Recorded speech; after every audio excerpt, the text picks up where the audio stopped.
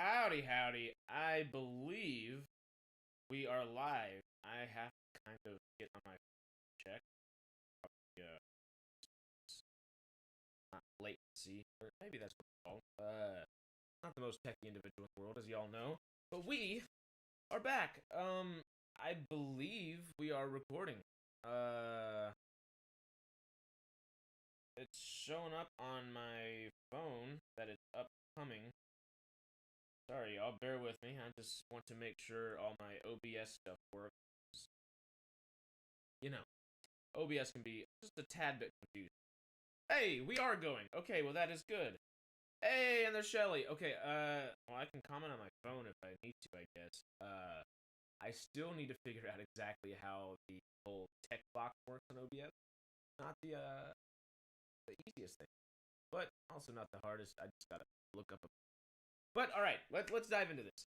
We are getting back to Monday through Friday, or getting to, I guess, Monday through Friday weekly streams. We are gonna do this. I think right now I'm gonna shoot for about 10:45 Pacific Standard Time. Maybe might push it up a little bit. I might do 10:30 next week. Try something new. This week at least, it's gonna be just me, myself, and I may send a link to a couple people to see if I can get some people in here or not. But that's probably not going to happen. I'm not expecting it to. And I'm going to be transitory kind of week. Next week, though, I'm going to try to go ahead and continue this, keep it going, but have guest host and things like that as well. Make it more of a panel of and have some good talk, discussion of the industry. Hopefully I can have maybe one person a day. Sometimes if I can get 2 or 3 other guests on there, that'll be nice. But, it's one step at a time, and we will figure it out as we go. Also, while we are figuring it out as we go, I have a full days of things to talk about. So we're probably going to be here for 45 minutes, an hour, maybe a little over. But this lighting situation, I need you to let me know what looks best. Let me know in the comments, and if Shelly, you're still here, let me know in the comments as well. And while we're live, but this is me with the front light. I've got 3 extra lights, but I've got 2 on. I got one kind of up over in this direction. It's kind of off my real time self, of course, because the cameras are back. Then I have another one over here, but this one's more front facing, and I could make it down. I gotta actually play around. I just want to see what it looks like on the live.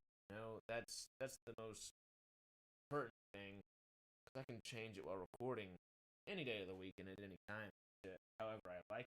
This is what it's like. I usually stream on Sidetrack on Sundays with this. Actually, I do kind of like that, but see, when I get close, I get shiny. That's shiny. Let's try it without. Boom. Still pretty shiny though. I think part of that is camera that's like the one I'm looking in. Yeah. I don't know if I can turn that one down. Can I lower the?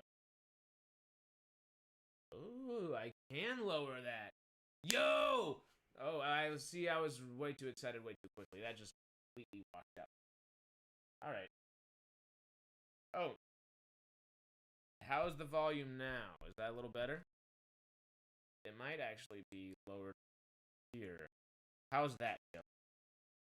Sorry, this is a crazy stream, learning to adjust a few things, but hey, you gotta do it, I adjusted the volume on my microphone. It is probably 9/10 of the way up on there, and I'm doing the audio mix around here. Fingers crossed. Okay, I think this is what we're gonna do with lighting for now. I want to try one last. That off? And, okay, well, we need more light than that. See this? Oh, that one's really good if I just stay like close. That's the one that drowns me out. Wow. I said that like oh wow. Better? Awesome, Shelly. Thank you for being here and helping me do this. Obviously, we're gonna get into the meat of the video here in a second, but gotta play around. I think that's a little better. Hopefully, people in the comment section will tell me whether it is or not. Shelly, I think it's just us right. So we're hanging out. We're talking. For anybody that comes and watches this later, skip to the good stuff. It'll be me. Here, look. Right now, we're skipping to the good stuff, and we're starting right now. Start here. That's our slate. That's our cut, or more like act. But you know what I mean. We're getting this thing going. Let's go ahead and start talking about some stuff. I think. Okay. I forgot how to do this. See, I got it on OBS, and now I can't open articles that I wanted to open on it because I don't know how to do that. I was so excited. I was like, this is gonna be easy peasy. But of course, it never. That's why we do things, learn on the go. Source audio browser. Create new. Can I add existing? No. Just create. No, add it. Okay, yeah. Create new browser. Uh-oh. Okay, OBS is popping up on the screen.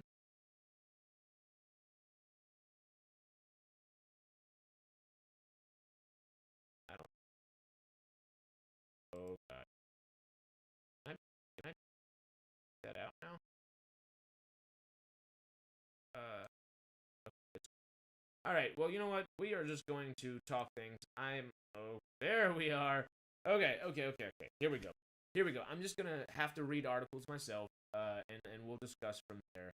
I apologize that it has to be that way, but I'm not that sad. We work on it, one step at a time. So, first up today, we are going to read an article by the Hollywood Reporter, written by Scott Feinberg, and it was actually written this morning and released about 2 hours ago, about an hour and a half ago. It is Emmy voting has widened, and hopefully that's going to open up the award shows to more than just prestige television. I've kind of skimmed through this article, so this is really going to be the first time that I read it all the way through. So,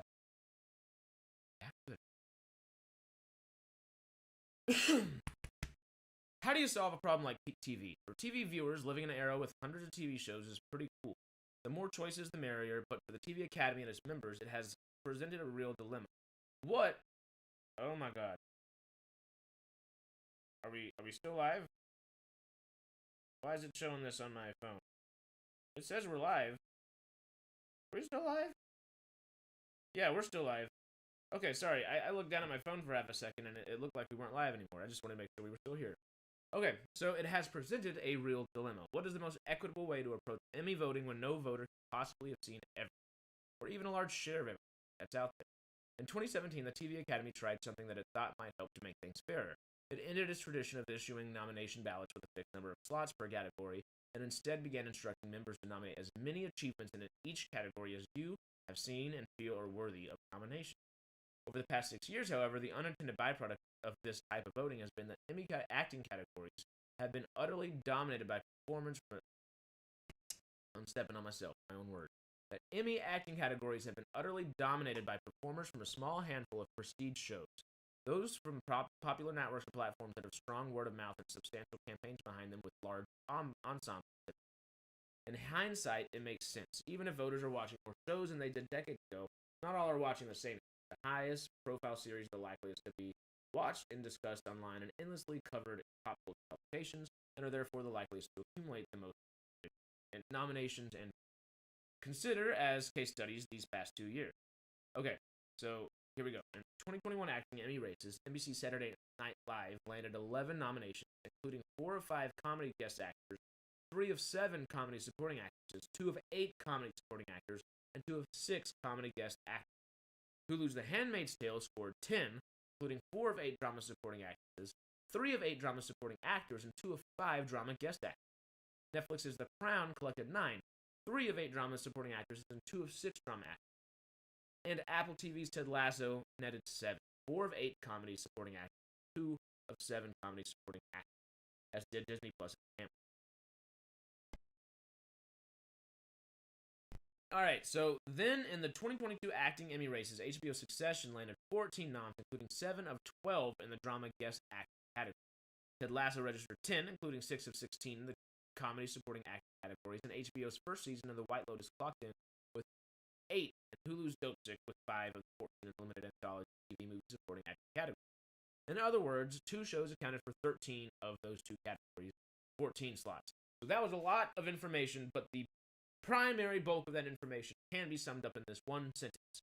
In other words, 2 shows accounted for 13 of those 2 categories, 14 slots. These shows and many of the performances in them were excellent, but so too were many other shows and performances that were boxed out of any recognition at all. The past several years, I and others have argued that if voters were once again forced to nominate a finite number of performances, many would make a more deliberate effort to spread their votes among performances from a larger number of shows, which would better reflect the depth and breadth of quality TV than the current system. I am pleased to report, though some high-profile shows may have been disappointed to learn that on December 20th, the TV Academy announced that it was adopting this advice. The number of selections each voting member is allowed to make per category and first-round voting will now be capped at the number of nominations specified for that category. Members will no longer be allowed to vote for an unlimited number of selections. Interesting. I feel like I kind of remember stuff about that coming out, so this is really going to be the first time this voting pattern is being used. And oh, I was gone for a while. Okay, thank you. Sorry, just reading the message for the first time. Okay, yeah, I don't know what happened there for a second. I tried to pick up where I was in the article. So yeah, all that being said, this is going to be the first round of Emmy nominations, and they're announced on July 12th. So Emmy nominations are announced July 12th. There will almost certainly still be some acting categories with multiple nominees for the same show. Always, and that's not a bad thing. For instance, I think Succession could land multiple noms for drama actor Brian Cox, Jeremy Strong, Kieran Culkin, and drama supporting actor Matthew McFadden, Nicholas Braun, Alan Ruck, and Alexander Skarsgård. I suspect that The White Lotus is likely to dominate the drama supporting actress category. Jennifer Coolidge, Aubrey Plaza, Megan Fahy, Haley Lou Richardson, Sabrina Impacatore, Samana Tabasco, and Beatrice Grano all have a shot. HBO's Barry's will probably account for several noms for comedy supporting actor. Y'all know Henry Winkler and everybody there, Stephen Root, and I'd be surprised if yet another HBO show, The Last of Us, did noms in both categories. Those show in both drama guest actors. Okay, there we go. Those shows and many of their performances were that widely seen and that universally well regarded. Yes. Okay. So let's just talk about that. I'll stop reading that article and we can kind of just talk. Yeah. I think this is gonna do well for shows in general. Obviously, there is prestige television, and that's what we typically get with the Emmys. And I've honestly, I watch the Emmys maybe every other year. I'm big on the Oscars, always have. I enjoy watching that. I go see so many movies, and I watch a lot of TV shows. I do try to keep up with it well, but I still only watch maybe half, if not a third, of the prestige shows. Those shows I don't. While I recognize how great they are and how much I do want to watch them, there is so much on TV right now. There's no possible way for me to watch all that. And half the time, I don't want to be watching prestige television. I want to be watching something that's going to have something that I want to just kind of sit down and watch lunch. I don't need to be watching Succession. I still haven't seen any Succession, and I haven't seen Barry. So the last topic, I'm going to need a little leeway from y'all there, and maybe a little help in the comments. But it's not the type of show I want to go sit down and watch lunch. Even Game of Thrones or House of the Dragon or Last of Us or any of these other good HBO shows, Max shows now, excuse me. It's just not the thing that you want to sit down and watch while you're eating lunch or while you're eating a meal. It's something that you want to sit down, pay attention to, and really let yourself be enveloped in there. And that is why they're considered prestige TV. And yes, there needs to be an honor system for that and a way to honor the amazing performances and all that, but not at the behest of every other TV show. Like, it's not okay. This isn't necessarily the example I would use. Generally, it's just the thing that came to mind. So, The Witcher with Henry Cavill, it's not going to win writing. It's not going to win anything like that. But Henry Cavill's performance could totally, because he's just excellent in the role and really embodies both the character from the books, the character from the video games, and the character that anybody ever played or read those books or played those video games would recognize. So he does the character of Geralt of Rivia very, very well, and that's just not something that the Emmys are even considering nominating. I don't believe it. They may have. But that's not the type of show they're going. Obviously, if like Andor was nominated, that would make sense, and I would love something like that. I don't think that there's a chance that they might nominate stuff like that.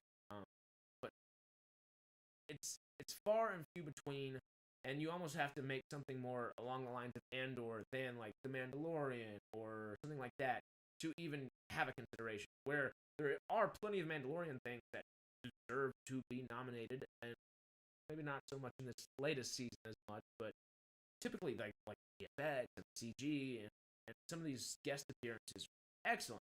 Even in this new season, Christopher Lloyd's little minor appearance, hey, that's a great guest. Lizzo and Jack Black. I love Jack Black, and I enjoy Lizzo, but nah. And that's more Christopher Lloyd's kind of specialty there, and that role in that episode made more sense.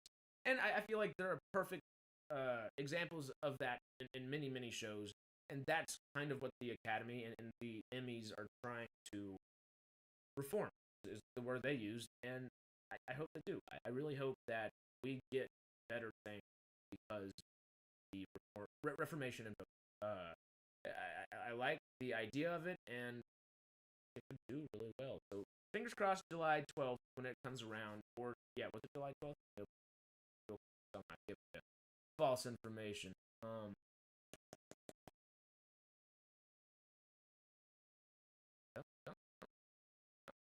July 12th. Okay, yeah, that was right. I had the right number. Yeah, so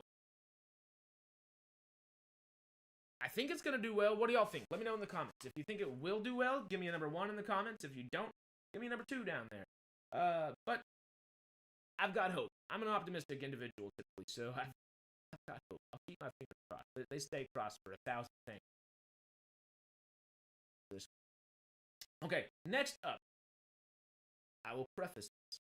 I'm not the most religious guy in the world, but I do love me some Martin Scorsese's movies, and I really enjoy the gangster epics, of course. I'm very excited for Killers of the Flower Moon. I actually bought the book so I can read the book prior to the movie. It's supposed to be a great book. I look like a white boy, and I'm mostly white, so it doesn't ever show. But I'm a quarter Cherokee and an eighth Choctaw. My grandpa, I'm adopted. My birth grandpa is actually on the reservation somewhere, which is kind of cool. I never met him. Would love to. But that being said, it keeps me interested in stuff like that. I'm a Texan too, so I like my cowboys and natives and everything like that. So it's just the whole concept of that is interesting, and for such a it looks beautiful, and I know it's got to be violent in certain parts. So Scorsese does violent, excellent, makes it so visceral and pertinent, of course, but it makes sense to the scene, and that's where that pertinence comes in. So I'm excited for Killers of the Flower Moon, but Martin Scorsese's, I believe, a couple days ago, maybe a week ago, this one's very short, so this one won't be a long article. I have not read this myself. I've only read the headline and thought it would be interesting. Okay, that being said, I should do more of this. But this is the first time we're doing this, y'all. Next week, I'll have the whole article beforehand, and I'll have y'all can see it. But anyway, this article is published today at 6:39 a.m. Pacific Standard Time and was written by Caroline Frost of Deadline. So fresh from his standing ovation at Cannes Film Festival for his latest film, Killers of the Flower Moon, Martin Scorsese has taken a tour of Italy, including a meeting with Pope Francis in the Vatican, where the Oscar winner also announced his plan to make a film about Jesus. Variety reports that Scorsese told a conference in Rome on Saturday that he had been inspired to respond to appeal by the Pontiff for Artists in the only way I know how, by imagining and writing a screenplay for a film about Jesus. And I'm about to start making it. For the conference titled The Global Aesthetics of the Catholic Imagination, Scorsese and his wife, Helen, were introduced to Pope Francis during a private audience. According to Variety, Antonio Spadaro, the editor of the periodical which organized the conference, reported that conversation between Pope and director included shared film references and anecdotes, that Scorsese was moved by the former's appeal to let us see Jesus. It won't be the first time Scorsese has been inspired by religion for his work. He previously made The Last Temptation of Christ in 1988, Kundun about the life of the Dalai Lama in 1997, and Silence about Jesuit Christians in 2016. What do y'all think about that? Excited? One in the chat? Iffy. 2. Not excited? Stick to gangster movies? 3. Because, I'll be honest, Silence is a great movie. I haven't actually watched it all the way through, and I really need to. But everything that I have seen from it is really, really well done and excellent. Of course, Adam Driver, and Garfield, and Liam Neeson, all wonderful performers. I've never seen Kundun, however you say it, and I actually have never seen Last Temptation of Christ, or Last Temptation of Christ. Obviously, both of those movies are very well regarded, very highly regarded. I love me some Dalai Lama stuff every now and then, and I love me the concept of Christianity and some things like that, and the story of the Bible is one of the most stories ever, which is why it's so prevalent in today's time still. So, all that being said, you excited for it? I'm more excited for Killers of the Flower Moon, obviously, but I'm not excited. I think Martin Scorsese, is very good at taking a real concept where I like to be all sci-fi and talk sci-fi and fantasy even sometimes too, and those can be really conceptual. Like if it's fantasy, you might have this magic system over here, and that concept is what really like fuels this world. Or sci-fi, you might have this hard science fact that like is weird to your average Joe, but if you really follow the concept, you could expand it into something really cool that kind of blows the viewer's mind. I think Scorsese does that very well, but not in a sci-fi or a fantasy realm. He does that by bringing us into reality and showing us someone's perspective. And I think that could be really cool. I don't know if he's making. He already made The Last Temptation of Christ, so I don't know if the movie's gonna be a Jesus movie, as in like the way the article presented it. Obviously, I don't think Scorsese even has an idea of what the movie will be yet. He didn't say like I'm gonna do it off of this book in the Bible. I'm gonna do it based off of this novel that this Christian author wrote, or anything of that sort. I think he just was like, I met the Pope. I'll make a Jesus movie. Which you can't blame the guy, I guess. You meet someone that influential and make a movie about the thing they do, it's just literally inspiration. It's kind of tossed out there. And I'm not opposed, I think it could be cool. And I don't think we have that many Scorsese's movies left, because he's an older fella. So that's where my only kind of hesitation would be, is like, hey, let's do some cool things. Leave.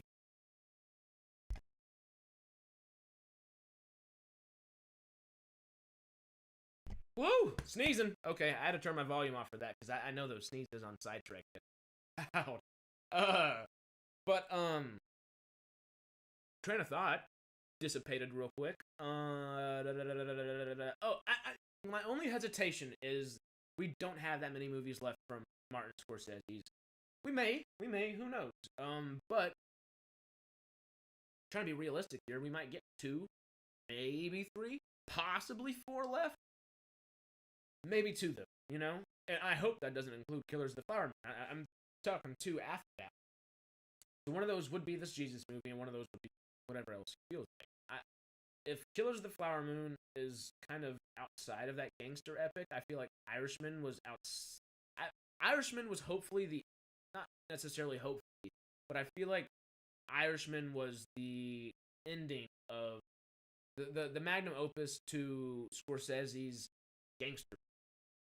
Not necessarily best, but I think it is the magnum opus. And maybe this next movie can kind of act as the magnum opus to his religious films. Because there are 3, and a 4th would kind of be like the closing of that cornerstone, that chapter, And maybe we could get a couple movies that he's just really want to make for a long time. I feel like he does make most movies he does want to make. So that's not necessarily something we have to worry about. But hey, he gets inspired to make a movie by one meeting with the Pope. How many other cool people could he meet in the next couple of years that inspire him to make something very interesting? And that's what I'd like to see, because it's not that religious movies have such a large prevalence in society, yada yada yada, or anything like that. But we get a lot of them, and they're really never too far off from one another, and that's just because the context is very similar. No matter, even in different religions, like if we were going to make a Jewish movie, a Christian movie, an Islamic movie, and a Hindi movie, a lot of those concepts are going to carry over. There's not necessarily going to completely stay, but a lot of them do carry over into different religions, and that's why religious films tend to be similar, which kind of leads to kind of like the mundanity of, or mundaneness of. I'd like to see him just kind of do something. I was gonna say heartfelt, but pretty sure the guy's religious, so that's heartfelt. But I think you understand what I coming at and coming from where I'm coming from. All right, so let's go ahead and keep moving on. We don't need to be talking about movies that aren't necessarily even going to be made yet. But I just found that interesting that, hey, old Marty just meets somebody and says, hey, I'm going to make a movie. How many other people could he meet that make movies? Just infinitely. All right, so this one, I think I'm with the guy. I haven't read the article in its entirety again, but I love me some John Cleese. And the title of the article is Monty Python star John Cleese says Life of Brian scene won't be cut despite modern cinema. This is by Bruce Herring and was written yesterday and released on May 28th, 2:41 p.m. So, the Monty Python crew always looked on the bright side of life when it came to its classics film parodies like The Life of Brian. But Monty Python star John Cleese insists he never said that he would remove a politically incorrect scene from a staged adaptation of Life of Brian, even though the film's 1979 sensibilities will not draw quite the laugh owing to the rise of trans issues awareness. Cleese claims it was misreported that he was planning to cut the Loretta scene for an upcoming stage adaptation of the religious satire. Instead, he said he has no intention of removing it. The scene in question features a male character declaring that he wants to be a woman named Loretta, who wants to have a child. Cleese's character tells the man that the notion is ridiculous, while another suggests that they all advocate for his right to child. I want to be a woman. It's my right as a man. Character.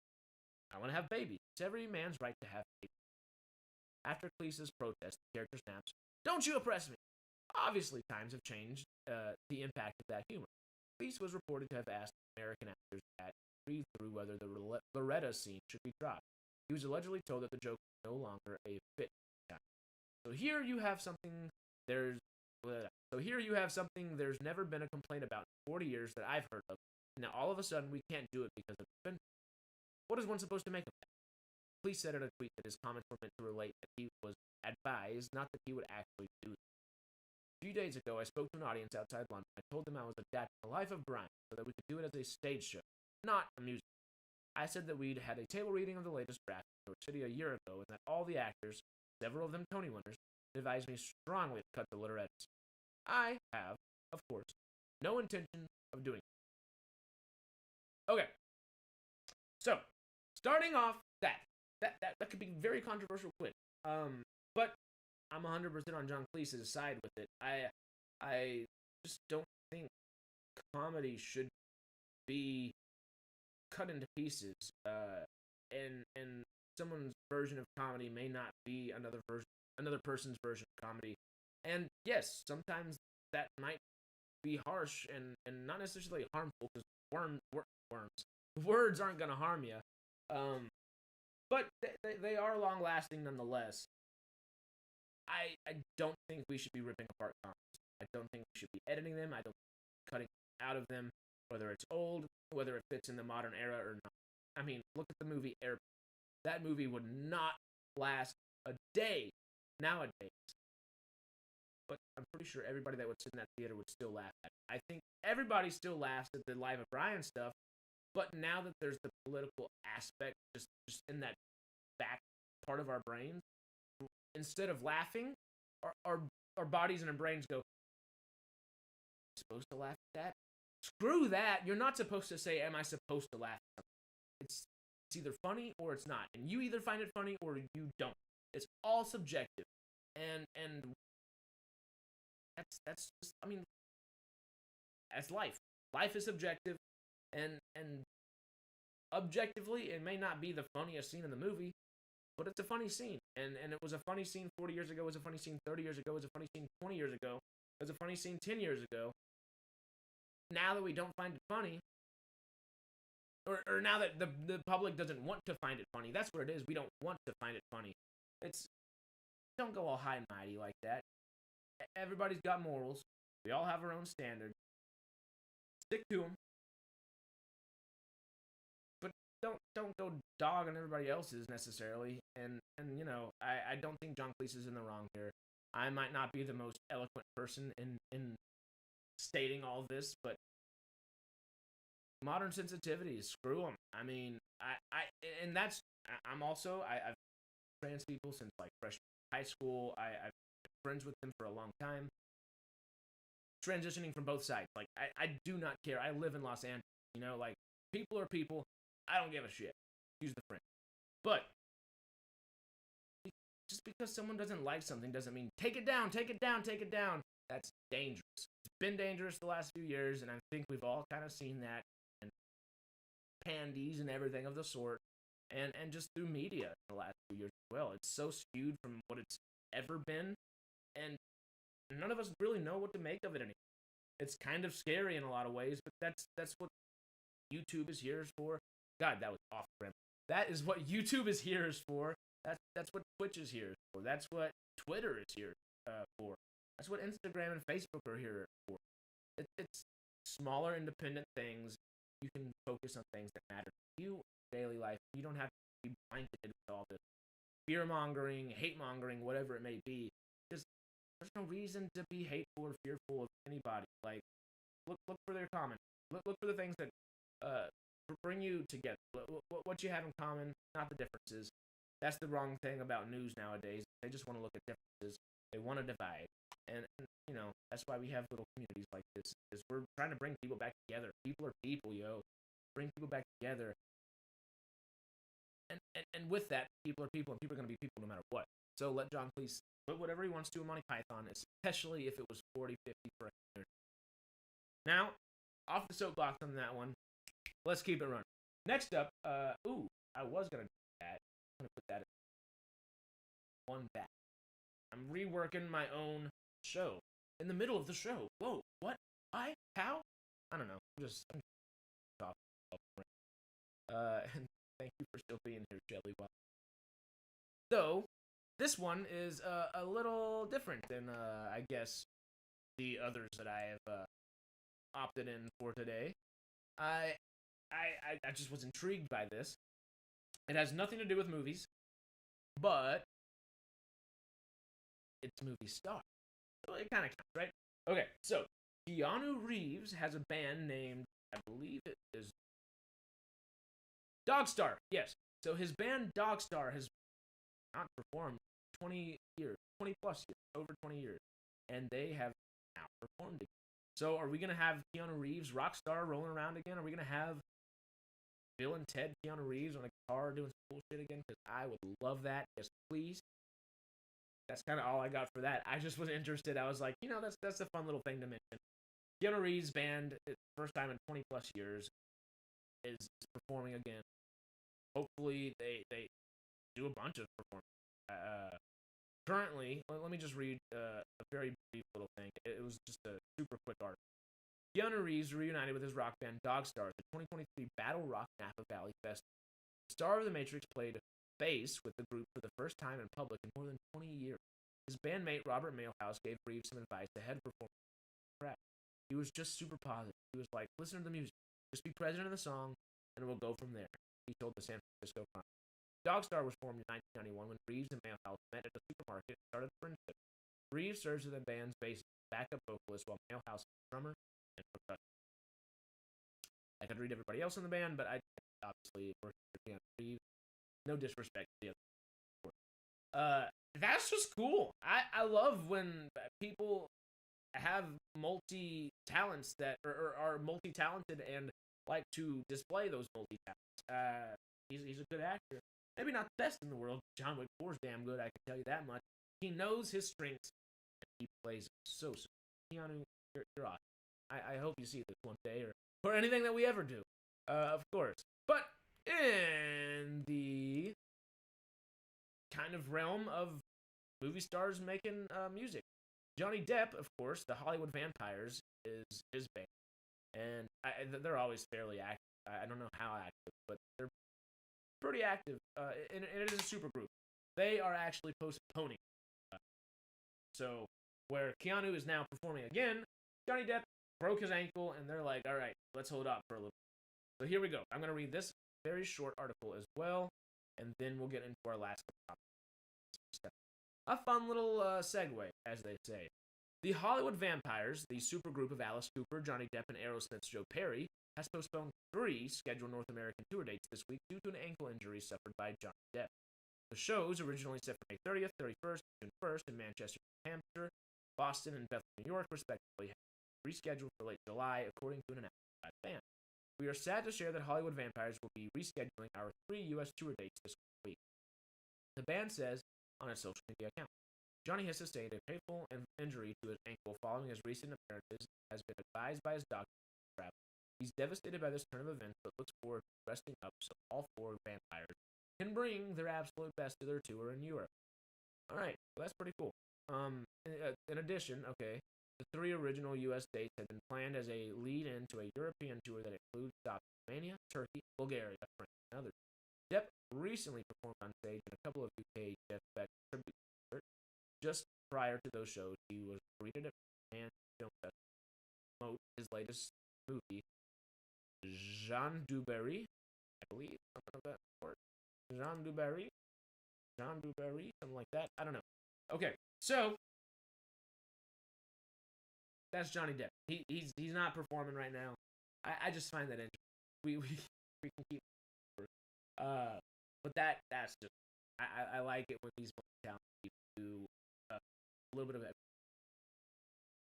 I think that's just kind of part of life, and obviously we look at actors a lot of the time to embody parts of life that we don't necessarily embody ourselves every day. I think that's probably a good way of saying that. And it is fun to watch these movie stars go to rock stars, rock stars, and back and forth. Especially the humble ones like Keanu Reeves and Johnny Depp. Those 2 guys are people in Hollywood for a multitude of reasons, and it's fun that they love. Besides acting, like acting. So this is our next topic, and it's a little bit longer of an article. Not that long of an article, actually. It's pretty similar to the last one I read. But it was published yesterday as well at 5:15 p.m. by Armando Tinoco. The title for this one is Before Iron Man, Robert Downey Jr. was in talks with another Marvel film, says Jon Favreau.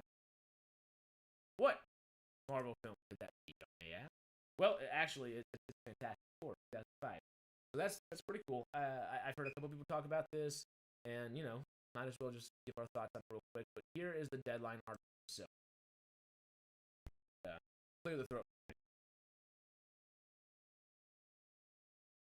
When you hear the name Tony Stark, the actor that comes to mind is Robert Downey Jr., as he played him in the MCU starting with 2008's Iron Man. However, Downey was not always going to play the billionaire philanthropist. It was talked to play a whole different character. I remember you had all met with Downey already for like Doctor Doom or something, or another project, right? In a conversation with Marvel boss Kevin Feige. I think he had come through on maybe Fantastic Four, so everybody sort of knew who he was. Favreau and Feige sat down for a retrospective look at the film that started MCU 15 years. Which, quick break, I love that Favreau is the guy that started the MCU. He's the guy that brought Star Wars back. He's the guy that made Elf. He's the guy that made Thura. He made Chef, which I think is the best Chef movie ever made. There are a bunch of great Chef movies, but I think Chef is the best Chef movie ever made, and it's great. One of my, I'm inspired by Jon Favreau. Or Martin Scorsese is inspired by Pope to make more movies. I'm inspired by Jon Favreau. Anyway, Victor Von Doom was ultimately portrayed by the Nip Tuck star Julian McMahon in the 2005 film. For Favreau, casting Downey and Iron Man was the component that was missing that made the film. He was a puzzle piece that made it all work, Favreau said. I remember sitting down with the guy and I was like, he's got that spark in his eye, and he's ready. That's when we were in your office, pointing out his headshot, saying, we gotta try this out. Favreau continued, once it was him, that's when my life got a lot easier because he understood. He understood the voice of the character, and then one by one, people were just signing on board because now it has Feige noted that the tone you and Robert discovered in that movie, I would say, became the template in a way for much of what I remember on later movies. We'll talk about them on the 15th anniversary. There were dark. And I would say to Robert, we wouldn't be in this mess if it weren't. Meaning, we wouldn't have a studio. Wasn't for said Feige. Watch the full conversation between Favreau and Feige in the video below. Okay, cool. One thing I did notice while this is where's it? Oh, there it is. The tone that you and Robert discovered in that movie, I would say, became the template way for much of what the MCU. Yes, Iron Man 1 was the template of the MCU until Guardians of the Galaxy, because literally Iron Man 1 up until Captain America and the Winter Soldier, all of that was one thing tonal. Everything since then, including even Civil War and Infinity War and Endgame, those are a little more still like not rough and tumble necessarily, but they're a little more gritty, little bit. I feel as if Guardians up until I guess Phase 4, Spider-Man No Way Home, that next tonality change, and then Phase 4 was definitely its own change. And I'm hoping Guardians brings another change, because Guardians Secret Invasion can kind of really bring it back to that Phase 1 feel. That Phase 2, 3 had its own feel. Phase 4 had its own feel. Maybe 5, 6, 7 can feel like 1 again, which would be really cool. We need that ground. But I also find it really interesting that RDJ was almost Victor Von Doom. What's it? Julian McMahon. There it is. I knew it. It was McMahon. He did a good job. I don't have anything bad to say about it, besides he could have added more humanity to it. It was just kind of it wasn't stale, but it was very close to that. Where I kind of have that problem with that whole movie franchise, I guess, both those movies, where all those actors are really, they're not that bad. I like all the actors. Maybe I would change Jessica Alba as much as I do like. She's not Sue Storm. Anyway, beyond the point, I think the biggest problem with those two fantastic performances are like stale. It could have been a little bit more, and it's not that the actors didn't really bring their all, which I think they could have all brought more. Maybe not like Chris Evans or Ben Checklist, those guys on it, but I think as a whole, those movies, and of course, they expected them to be a little bit more, because Feige was planning on putting MCU stuff alongside Mutants and Fantastic Four at the beginning. He was still helping produce all that kind of stuff. He wasn't that far removed from the team. It's an interesting time. Also, howdy, Aaron. I see Shelly and Aaron down chilling in the day. How y'all? But talking about RDJ going to Victor Von.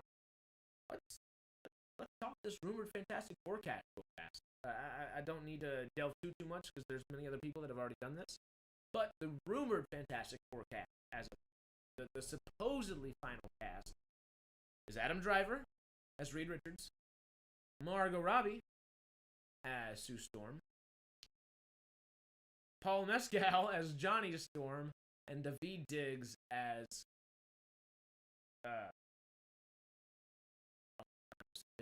Why oh my god.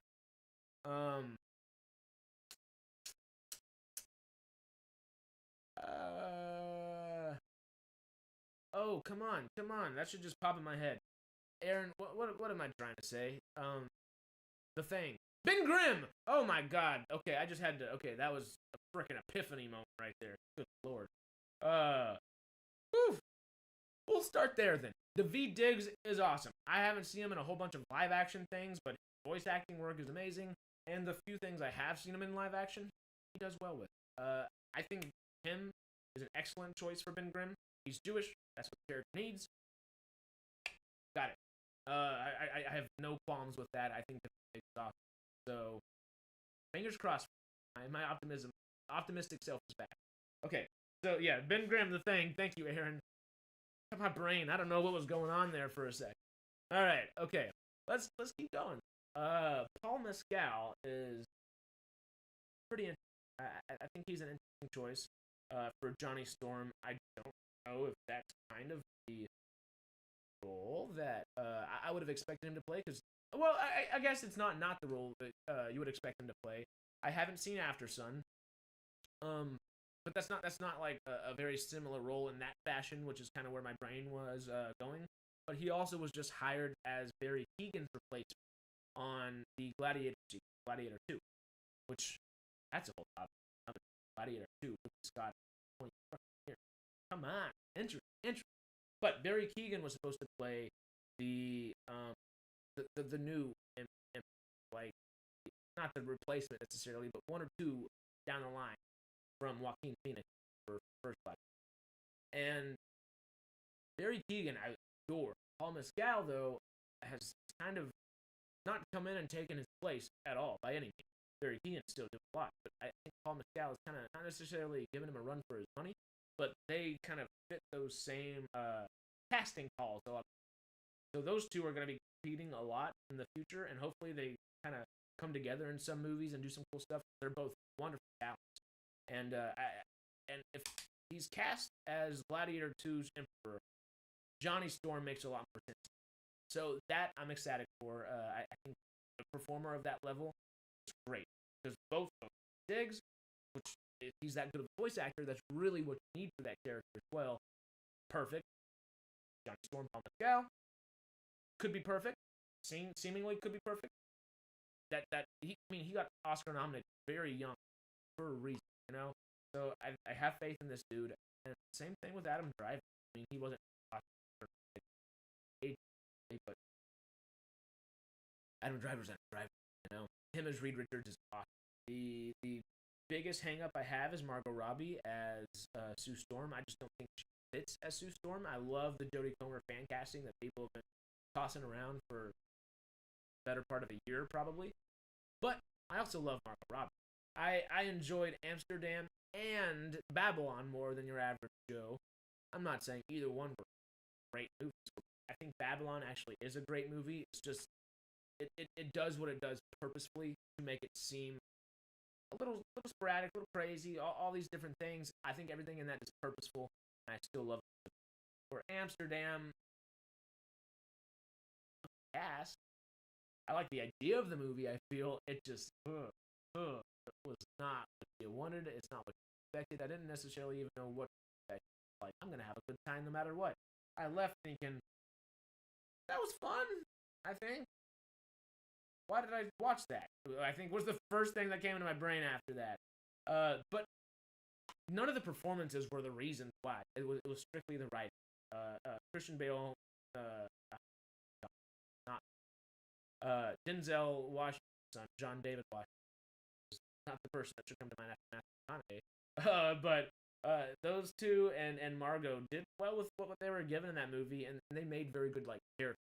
So yeah, I'm not opposed to Margot Robbie at all. I think she's an excellent actress, and like Josh Lucas was saying in a nerd earlier today, Aaron that too. They were saying Margot Robbie's performance will be escalated and elevated by someone like Adam Driver. And I completely, wholeheartedly, totally agree. And not only that, I think Daveed Diggs and Paul Mescal sitting right next to her and acting alongside her will only elevate her that more. Because both of them are literally, said Paul Mescal's a young dude, got Oscar nominated for a reason. Daveed Diggs gets the amount of voice work he does for a good reason. So I think with the cast around them, Margot will just raise and rise to the occasion. And I'm not saying that she wouldn't naturally to herself anyway. I just think alongside other people like that, will be that. The only thing that I kind of keep in mind to kind of, well, maybe not, would be Amsterdam. That had a great cast, a lot of really good actors that put a lot into that movie. The writing. So at the end of the day, the writing is what makes a film, no matter what. Maybe not so much like a Deadpool movie because the improvisation aspect of those. Obviously, you better hope that writing for the third one is right. They got a thick script, but yeah, I have no qualms with Margot. I think she might be the weakest of the four, which is just the oddest thing ever saying. You don't consider Margot Robbie as the weakest of the cast ever, but for these 4, she is. But I don't think that's going to hold me back. I think that is only going to escalate the movie and elevate the movie that much more, of course, because she will have to rise to the occasion. Same as all the others. And the thing that has me kind of hopeful is that I don't think Paul Mescal and I don't think Adam Driver would sign up for something if it wasn't a good script. They're very good about picking good scripts. Margot is a little iffy now because a couple not so great scripts that she's chosen. And Daveed Diggs is a voice actor, and that doesn't necessitate. God, I can't speak. That does not necessitate, the craziest of roles. It's something where they're like, I want a payday, and I can bring a lot of my voice to this one character. And yes, it's a very like actor centric kind of thing because that's really something for actors folks. So.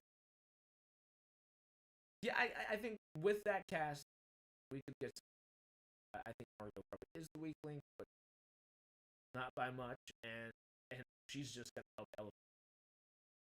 So that's kind of all I got to say for today. Besides, yesterday, Barry, Bill Hader's show on HBO, and Succession, which also two people show on HBO, mostly Brian Cox's, finished. They have their series finales, I believe. I haven't seen either, but Succession I know was on season 5, and I believe Barry was season 4. I need to watch both. They're both shows that I want to watch. Have been I regard highly, even though I haven't seen them. I didn't start shows whenever they started. I haven't picked it up since. I've done that with other shows. Like I still need to watch Peaky Blinders. I need to watch Cobra Kai on Netflix. I need to watch The Terminal List on Amazon Prime. There's shows that you want to watch. You're gonna every single year I'm like I'm gonna catch up and watch. I'm gonna go catch up and watch. How many have I ever actually caught up and watched? A couple. There's a lot of shows coming out, which Emmy voting reform hopefully will kind of help put some of them into the limelight a little. Yeah, like I said, I haven't seen either of these shows, so if you have any thoughts or comments about them, questions, whatever, put them down in the group chat live. If not, talk about it later in the comments down there. Did you like the Barry finale? You gotta let me know. 1, yes. 2, no. You like the Succession finale? 3, yes. 4, no. Type those letters or numbers. You know what? It's been about an hour over here. I'm rambling and losing my brain power, but that's okay. I really want to watch Succession, Barry. I don't know which one to start with first. People clamor for both a lot, man. Just being in LA, I hear people talking about both these films, both these shows, very frequently. And that's another thing. I don't know when I'm gonna catch up on all these shows because another one pops up and then you're like, well, do I start with Peaky Blinders or do I start with Succession? Or do I just say, okay, that's too difficult of a decision to make. I'll start with Cobra Kai. No, let me start with Barry. Where do you go? I think realistically, so much content out there saying, no, definitely agree. It's good. It's a good problem to have, and I like that content's now a little more niche. You can kind of find like, okay, well, I'm feeling something fantasy, feeling sidetrack, right? I want that realistic gangster movie from Scorsese, or I want something like Barry. It's there. The opposite. You might want Band of Brothers or the Pacific, like that's there too. Everything is something. It's kind of like everything is everywhere, all at once, kind of. I mean, essentially, on all these different streaming networks, that's kind of the way it seems to be. If it's not there, you can go buy it on Vudu. Vudu is the VUD, not VOOD. Although I'm from Louisiana, so I like me a little VOOD too. Food.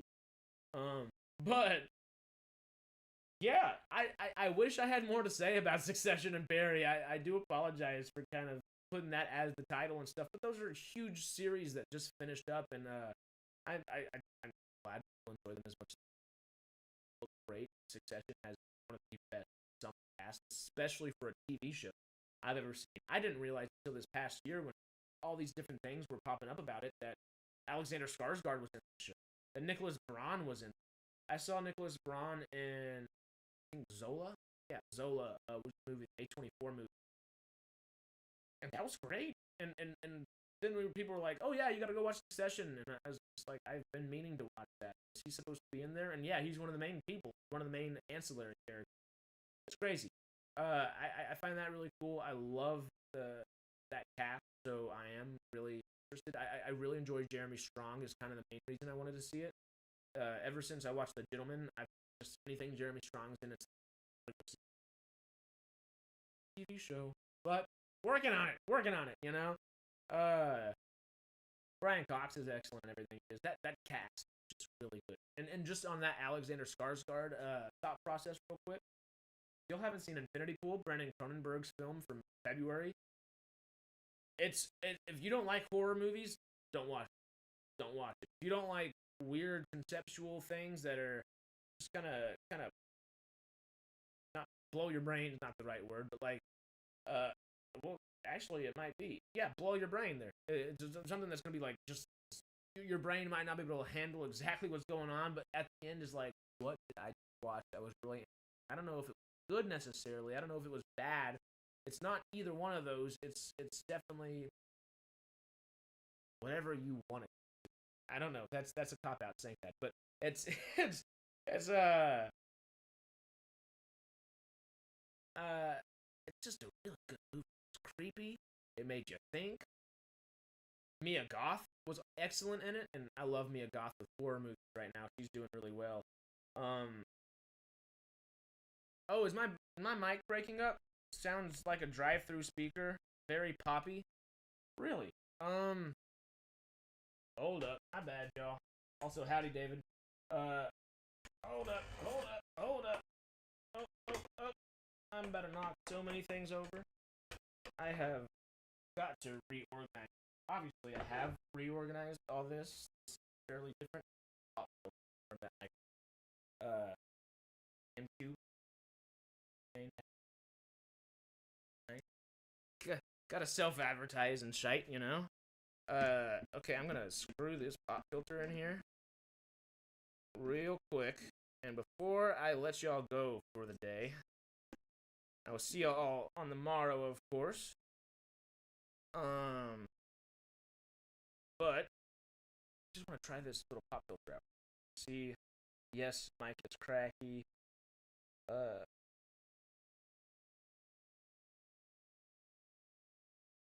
How about now? Is that just a little better, or is it like an actual microphone problem, or is it a word problem? And my words are all poppy. Am I smacking too much? How's it sound? Because all those noises were probably exactly what the pop filter was meant to help dissipate. Any better? Any better at all? I could kind of just start rambling again for a second. What should I ramble about? Ooh, I could. This is wonderful. Dom, the great Mike Tyson, sponsor. And yeah, are you on every Monday? And yes, that's better. That's better. Okay, pop filter is staying here. Mic problem still. Okay, David, I'm going to start doing Monday through Friday. I usually do Tuesdays and Thursdays. I've been out of town for like the last month, just back and forth, month and a half-ish, so I haven't really been doing it. But Monday through Friday, streams. Usually 10:30, 10:45 start time. That's gonna be my goal. Maybe 10, maybe 11, maybe even 9:30, 9:45. It just kind of depends on where we end up landing. I'll try a couple things over the next month or so, and we'll just play with it. Nope, not fix. Cut. Nope, not fix. Cuts out. Mic problem.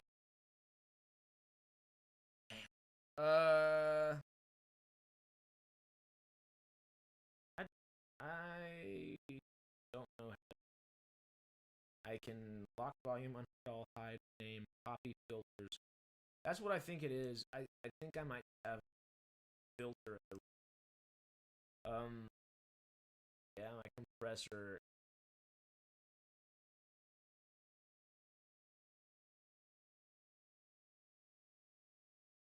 I was about to say something.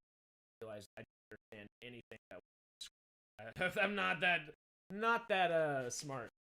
Oddly, the more loudly you speak, the better it is. No, it's gone again. Then it comes back. Just fly us all to your living room. Problem solved. Hey, y'all, come on. I host barbecues once a month. Y'all, come on. Let's say howdy. Got good chairs chilling right next to the weed table. That's my favorite. Sorry, I meant I had to say hi real quick. My little Dom pin over here. Um. So if I talk louder, it is better. So if I'm talking like at this level, how is it? Because this is kind of like a little louder than I would normally talk, but it is what I would do if I were voice acting per se. I would kind of escalate it to this level and kind of keep there. I'm kind of taking the accent out of my voice a little bit, so maybe it's not so poppy. Hooty hoo! But is it better if I kind of keep it up here? I can use my normal voice to talk this loud too. But when I raise my voice, it kind of just goes into that Midwestern thing where there is no accent.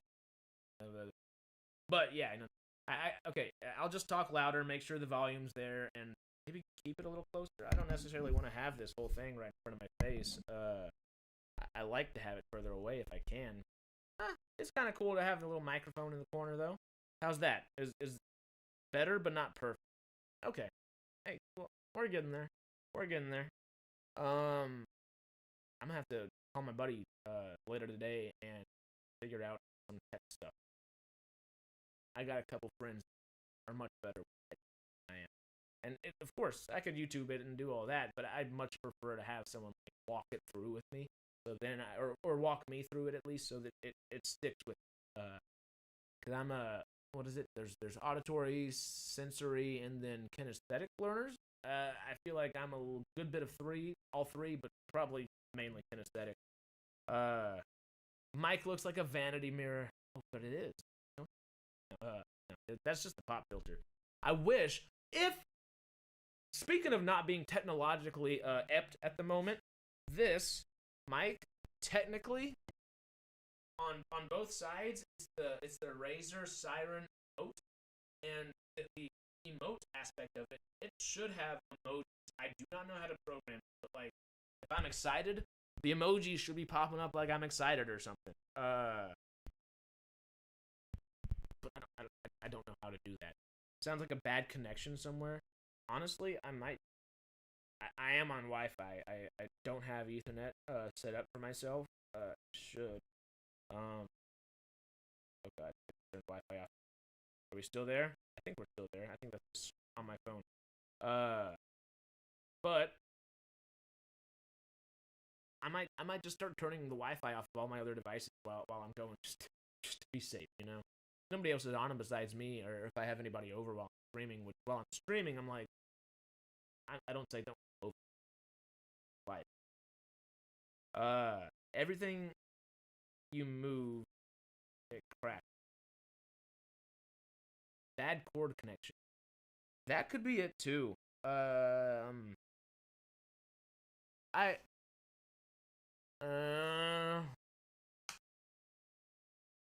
thinking about my ways to solve it, because I have my cord plugged into a kind of a daisy chain, and that daisy chain is plugged into the USB slot for the computer. I think I might plug, if we're having this issue, actually bear with me for 20 seconds, because I think if I unplug the mic and plug it back in, it should still work without me having to fiddle with anything. Let me try putting it directly into the computer instead of this daisy chain real fast. I'm still clicking around on a couple different things real quick. Put my mouse in here. Oh, okay, I thought I was gonna break something. Okay, now I gotta figure out which cord this is. I believe it's this one. Alright, about to go silent, and then I'll be right back.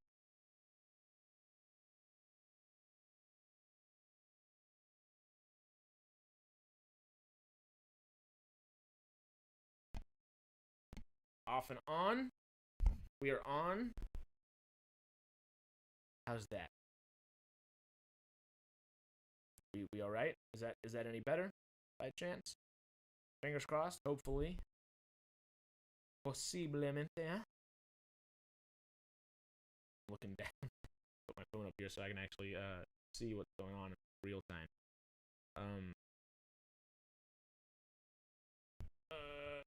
Nope. Whatever. It's staying right here. There's nowhere to place my phone as it drops. Okay. Check your chain. Are we so far it's better? So that is better? Because if this is the case, I will just plug it into the computer. No crackle so far? Hell yeah, because I haven't even like raised my voice. I haven't talked really loud like I was a minute ago. Still a bit choppy. Okay, so it might just be a legit wire issue just for my mic. Which kind of sucks. But hey, we'll fix it. I have a couple other mics that I can try in the meantime too. I might do that tomorrow if it's still pretty choppy. I'll have one set aside just for the sake. But I may just go ahead and end here. I think we're a little over an hour now, not by a whole bunch. But that's kind of that mark that I'm shooting for. Obviously, again, just to let y'all know, Monday through Friday this week, just me. Next week, I'll hopefully get a couple people to start coming in as pundits, and we can just discuss stuff like that. Not perfect, but better. Still a bit choppy. Tomorrow we got it, y'all. And if not, we'll figure it out. But that's it for me. Check out everything in the description. I actually don't have anything in the description yet. Go check the description in like 30 minutes after I have everything in the description.